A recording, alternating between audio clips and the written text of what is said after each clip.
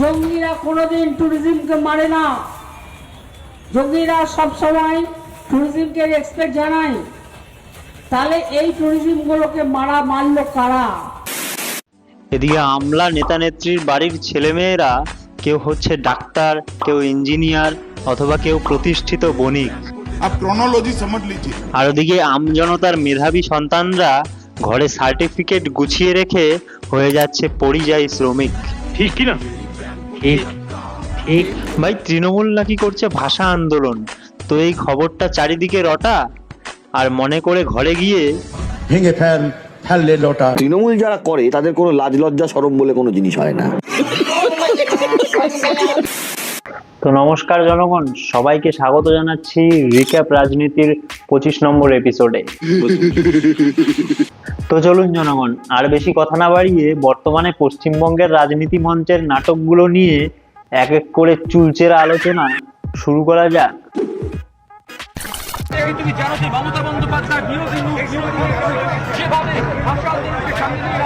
দেখুন জনগণ, বাংলা ভাষা নিয়ে আন্দোলন করছে কে? স্বয়ং মিনি পাকিস্তানের জনক হাকিম বাবু। আবার দেখুন, স্লেটের মধ্যে স্বরেও লিখে মিছিলে হাঁটছেন। আসলে এখন উনিও বাংলা ভাষাটা ঠিকঠাক করে শিখছেন আর কি। এতদিন উর্দু বলে বলে অভ্যাস না। আপনি উর্দুটা আগে শিখুন।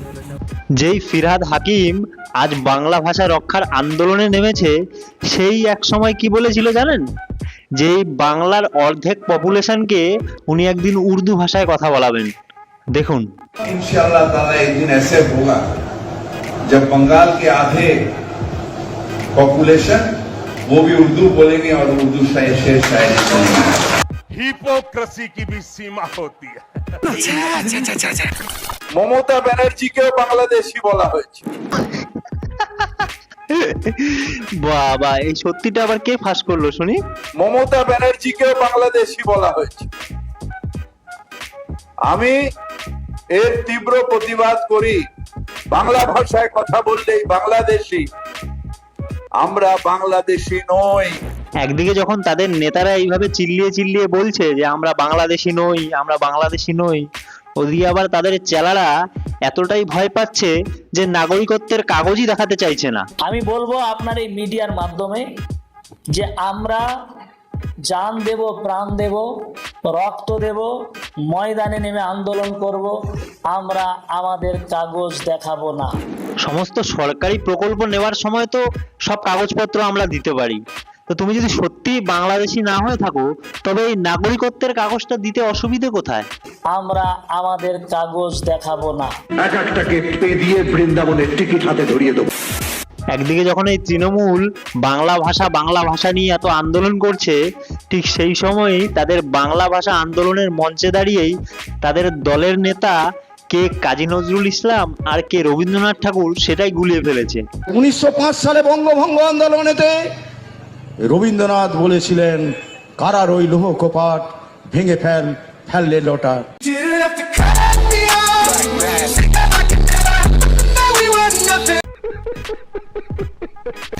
আপনারা বিএলও যেসব লিস্ট করেছেন, বিএলওদের কাছে আমার অনুরোধ থাকবে ভোটার লিস্ট থেকে কারো নাম যেন বাদ না যায় সেটা দেখার। হ্যাঁ, কারো নাম যেন বাদ না যায়, যতই হোক তারা অবৈধ অনুপ্রবেশকারী। আসলে ওরাই তো আমার ভোট ব্যাংক, তাই না মাননীয়া? মনে রাখবেন, ইলেকশন কমিশন তার নোটিফিকেশন যখন হবে ডেট অফ ইলেকশন, তখন থেকে এটা ইলেকশন কমিশনের আন্ডারে যায়। তার আগে স্টেট গভর্নমেন্ট, আবার ইলেকশনের পরেও স্টেট গভর্নমেন্ট। সুতরাং এটা মনে রাখবেন, আপনারা চাকরি করেন স্টেট গভর্নমেন্টের। বাহ বাহ বাহ বাহ বাহ, ইনি তো রীতিমতো হুমকি দিচ্ছে যে আমার দুধেল গাইদের নাম ভোটের তালিকা থেকে বাদ দিলে আপনাদের চাকরি থাকবে না। আপনারা কিন্তু রাজ্য সরকারের আন্ডারেই চাকরি করেন।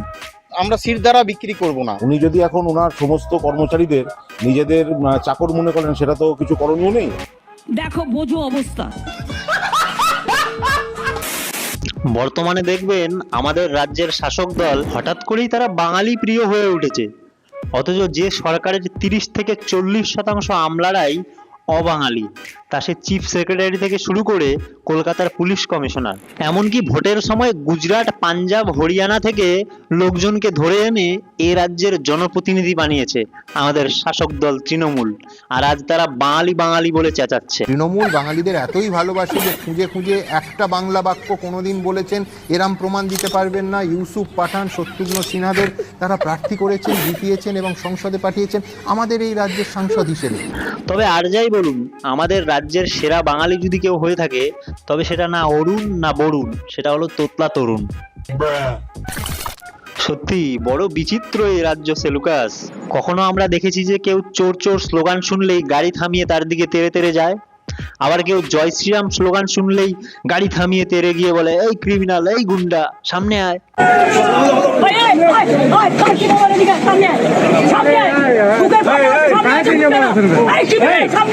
এখন আবার এই যে নতুন সংযোজন, জয় বাংলা নাম শুনেই তার দিকে তেড়ে যাচ্ছে আমাদের রাজ্যের বিরোধী দলনেতা। জয় শ্রীরাম, জয় শ্রীরাম, জয় শ্রীরাম, জয় বাংলা, হিন্দুর বাচ্চা, জয় বাংলা, জয় বাংলা, তোর মমতা কার, তোর জয় বাংলা, মমতা, জয় বাংলা, হটাও গিয়া, জয় বাংলা, হটাও গিয়া। কি কিছু কানেকশন খুঁজে পেলেন কি? দয়া করে মানুষকে হ্যারাস করবেন না, আর এখানে এনআরসি আমি বেঁচে থাকতে করতে দেব না। তো মরে যান, মরে গেলে 2000 টাকা পাবেন। উনি যে কেন এনআরসি হতে দেবেন না আর আসলে কাদেরকে এই দেশ থেকে তাড়ানো হচ্ছে সেই সত্যিটা একবার দেখুন। বাংলাদেশ से पहली बार भारत देश कब आए थे पूछो। বাংলাদেশ থেকে ইন্ডিয়াতে কখন আসছিস ফার্স্ট টাইম? 4 মাস হয়েছে। 4 মাস। কিরকম আছে?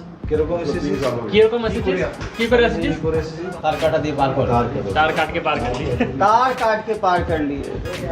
पूछो जो मास्टरमाइंड था उसका नाम क्या है? মাসুকের নাম কি আছে যে মেন ছিল যে मेन रोकुन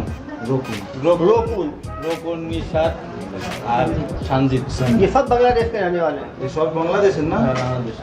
आप समझ सकते हैं इनकी जो पूरी टीम थी 14-15 लोगों की, सब बांग्लादेशियों की है, और ये सब इस देश में घुस के 15-16 साल से कर रहे हैं चोरी। এরকম যে আরো কত শত অনুপ্রবেশকারী আমাদের রাজ্যে ভরে রয়েছে তার ধারণার বাইরে। ধানতলা থেকে 7 বাংলাদেশি অনুপ্রবেশকারী গ্রেফতার, এদের মধ্যে 4 জন মহিলা এবং 3 জন পুরুষ, ধৃতদের সঙ্গে 4 শিশুও রয়েছে। চলে আসুন, কোনো দরকার নেই মুম্বাইতে থাকা আপনাদের। যারা ভালোবাসে না, যারা অত্যাচার করে, কেন থাকবেন? হ্যাঁ, আসুন এই রাজ্যে, সামনেই ভোট আছে, ভোটটা দিন, দিয়ে আবার চলে যান। কি ঠিক বললাম তো মাননীয়া? এই জন্যই তো আপনি আবার পরিযায়ী শ্রমিকদের অন্য রাজ্য থেকে নিজের রাজ্যে ডাকছেন। নমস্কার মাননীয়া, শুভনন্দন, প্রণাম নেবেন। কি বলে? কালকে রাত্রেবেলা আপনার বক্তব্যটা শুনলাম, আপনি নাকি পরিযায়ী শ্রমিকদের বাংলায় ডাকছেন। তো আমি বর্তমানে রাজস্থানের রাজধানী জয়পুর থেকে বলছি, একদম ঠিক বিধানসভার সামনে থেকে, ঠিক আছে? তো বলছিলাম সঠিক সময়ে যদি আপনি আমাদের বাংলায় কাজ দিতে পারতেন তাহলে আজকে আমাদের এত দূরে ভিন রাজ্যে আসতে লাগতো না, ঠিক আছে? আর দ্বিতীয়ত কথা, এখানে কোনো বাঙালির উপরে অত্যাচার হচ্ছে না। আমি একদম প্রকাশ্য দিবালোকে, এখন বাজে সন্ধ্যা 7টা, প্রকাশ্য দিবালোকে এখানে বাংলায় কথা বলছি, কোনো ধরনের কোনো প্রবলেম নেই। এটা কি মানা যায়? আমি একজন রাজবংশী ছেলে, ঠিক আছে? মাসে 30 থেকে 35 হাজার টাকা এখানে আরামসে কাজ করি। আপনার কাছে একটা প্রশ্ন থাকলো, বাড়িতে যে আমাদের ডাকছেন মানে বাংলায়, ওখানে গেলে আমাদের কয় টাকার কাজ দিবেন এটা একটু জানাবেন মাননীয়া। পোষায় আর না, যতই দাও ততই চাই। ওদিকে আবার তৃণমূলের সবচেয়ে বেশি সোর্স অফ এনার্জিওয়ালা নেত্রী মহুয়া মৈত্র বলছে ভারতের থেকে বাংলাদেশের জিডিপি, হেলথ সেক্টর এসব নাকি অনেক better. Who tell me one thing, I have a border constituency. Who wants to live in India now? I have Kushtia on the other side and Nadia. The GDP, the health indicators and a lot of things in Bangladesh are actually better.